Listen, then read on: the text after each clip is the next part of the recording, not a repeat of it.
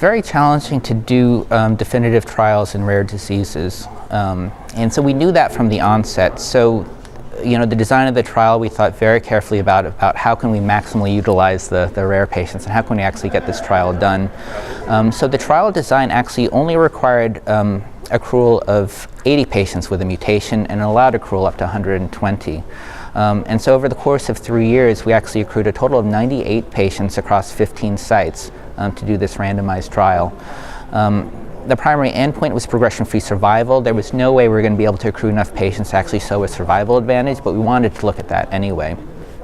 And so the bottom line is that when we look at the final data, the progression-free survival was doubled from 7 weeks with chemotherapy to 15.9 weeks with selumetinib in the overall population, as well as in the population of patients who harbored GNAQ and GNA11 exon 5 mutations.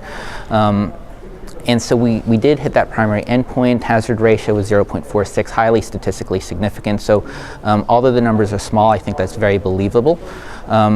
Furthermore, we did see an increased response rate or tumor shrinkage, which does demonstrate biologic activity with selumetinib, with about half of the patients who were treated with this drug having some tumor shrinkage, and major response seen in 7 of the patients. So 15% of the patients had major shrinkage.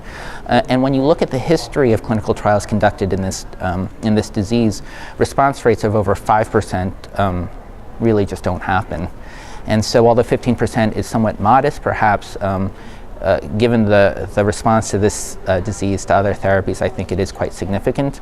And then the trend towards overall survival is certainly just that, a trend, but certainly I think it is encouraging, particularly given the crossover design of this trial.